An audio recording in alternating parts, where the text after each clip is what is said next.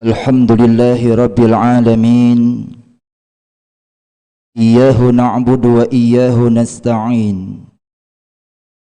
Ashhadu an la ilaha illallah wahdahu la syarika lahul malikul haqqul mubin. Wa ashhadu anna Muhammadan abduhu wa rasuluhu sadiqul wa'dil amin.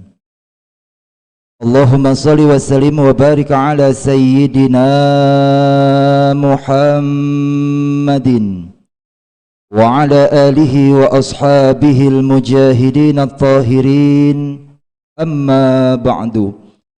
Faya ayyuhal hadirun, usikum wa nafsi bitaqwallah wa ta'atihi la'allakum tuflihun. Ittaqullaha haqqa tuqatihi wa la tamutunna illa wa antum muslimun. Ma'asyiral muslimin rahimakumullah. Takwa merupakan barometer dan tolak ukur seseorang bisa mulia di hadapan Allah. Begitulah garansi yang Allah berikan dan tawarkan kepada kita. Inna akramakum 'indallahi atqakum. Seseorang bisa mulia, bisa bahagia, bisa selamat dari alam dunia sampai ke alam akhirat, tidak lain dan tidak bukan adalah bagaimana keimanan dan ketakwaan kita kepada Allah Subhanahu wa ta'ala. Ma'asyiral muslimin rahimakumullah. Ada salah satu bentuk amal ibadah wajib dan fardu, yang mana ibadah ini menjadi penentu baik tidaknya, utuh tidaknya ganjaran pahala kelak yang akan Allah berikan kepada kita sampai ke alam akhirat.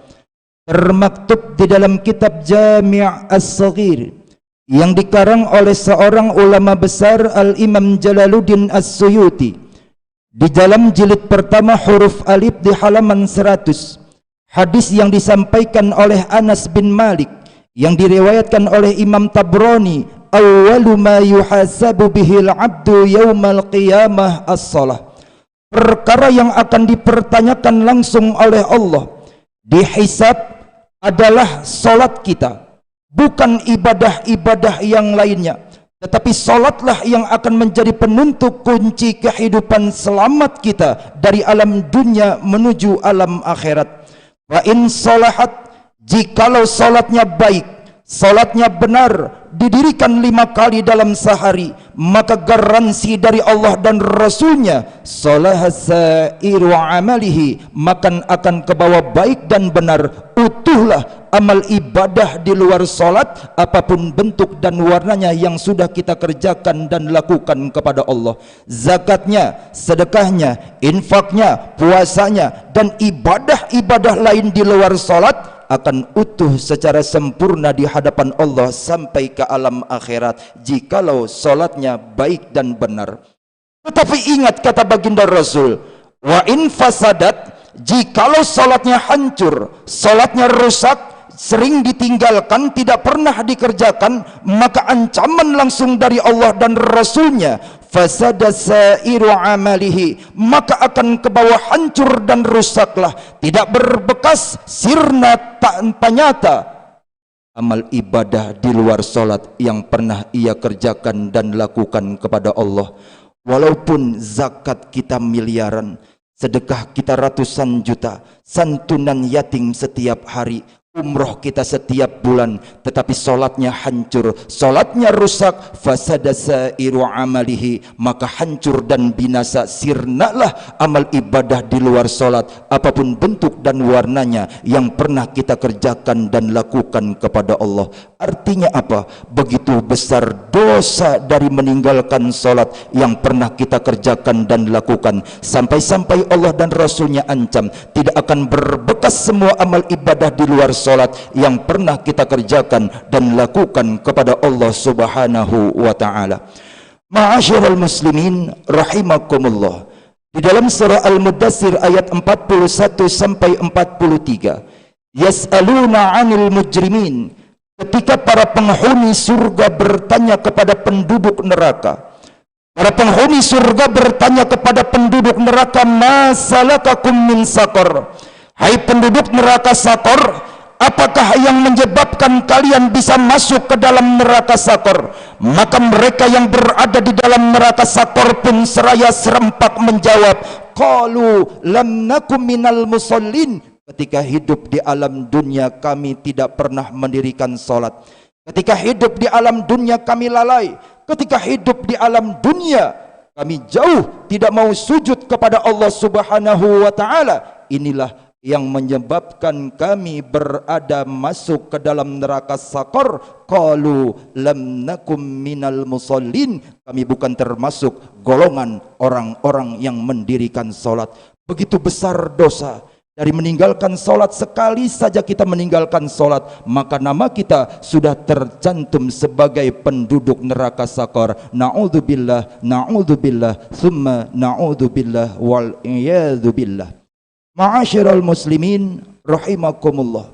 Marilah sama-sama kita jaga diri kita jaga keluarga kita jaga seluruh keturunan kita. Wa'mur ahlaka bis-shalah, untuk senantiasa termasuk golongan orang-orang yang mendirikan salat. Rabbi ja'alni muqimas salati wa min dzurriyyati rabbana wa taqabbal du'a. Pinta kita bukan harta intan emas dan permata, tetapi pinta kita kepada Allah, tidak lain dan tidak bukan. Allah jadikan kita, Allah jadikan keluarga kita, Allah jadikan seluruh keturunan kita dari keturunan mereka yang muqiminas shalah, orang-orang yang mendirikan salat. Dari hidup di alam dunia sampai hayat memisahkan jasad dan ruh mereka, Allah jadikan dan keturunan kita orang-orang yang mendirikan salat.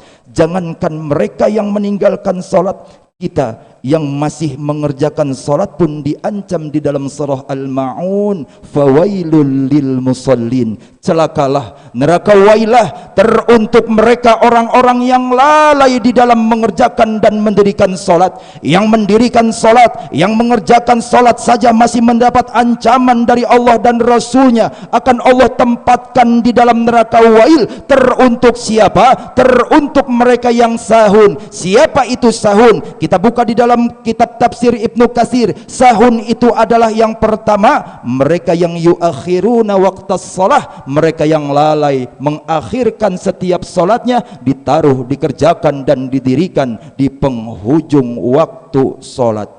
Sahun yang kedua adalah mereka yang ria'an nas, mereka yang mendirikan salat tidak lain dan tidak bukan hanya ingin dilihat sebagai ahli ibadah. Mereka yang hanya mengharapkan pujaan dan pujian, ingin dilihat oleh manusia di sekelilingnya sebagai hamba Allah yang sajid, yang abid, yang musallin, yang bertakwa, yang soleh di hadapan manusia. Mereka mendirikan salat, mereka kerjakan salat karena ria'an nas, hanya semata mengharapkan pujian dari Allah. Inilah orang yang mendirikan salat. Orang yang mengerjakan salat aja masih diancam oleh Allah sebagai penduduk neraka wail. Semoga kita yang hadir pada kesempatan siang hari ini adalah orang-orang yang senantiasa istiqamah. Istiqamah tidak lain dan tidak bukan adalah sebagai pembinaan Allah jadikan keimanan dan ketakwaan kita.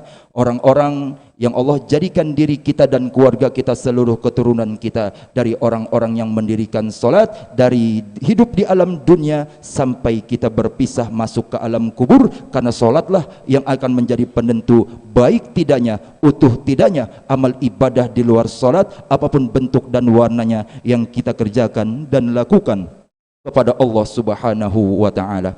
Ma'asyiral muslimin rahimakumullah. Semoga kita yang hadir pada kesempatan siang hari ini adalah orang-orang yang Allah sehatkan badannya, Allah panjangkan umurnya. Sehat badan, panjang umur, tidak lain dan tidak bukan hanya kita pergunakan beribadah kepada Allah Subhanahu wa taala. Amin amin ya rabbal alamin. Semoga dengan khutbah yang singkat ini dapat bermanfaat, khususnya bagi khatib dan umumnya bagi jamaah yang mendengarkan. Inna ahsanal kalam wa abyana nizam kalamallahil malikil alam dil jalali wal ikram. A'udzu billahi minasyaitonir rajim. Bismillahirrahmanirrahim. Wasari'u ila maghfiratin min rabbikum wa jannatin 'arduha as-samawati wal ardu 'iddat lil muttaqin. Barakallahu li wa lakum fil Qur'anil azim wa nafa'ani wa iyyakum bima fihi minal ayati wa zikril hakim wa taqabbalallahu minni wa minkum tilawatahu إنه هو السميع العليم. أقول قولي هذا وأستغفر الله العظيم لي ولكم ولجميع المسلمين والمسلمات فاستغفروه إنه هو الغفور الرحيم. اللهم صل على سيدنا محمد وعلى آل سيدنا محمد.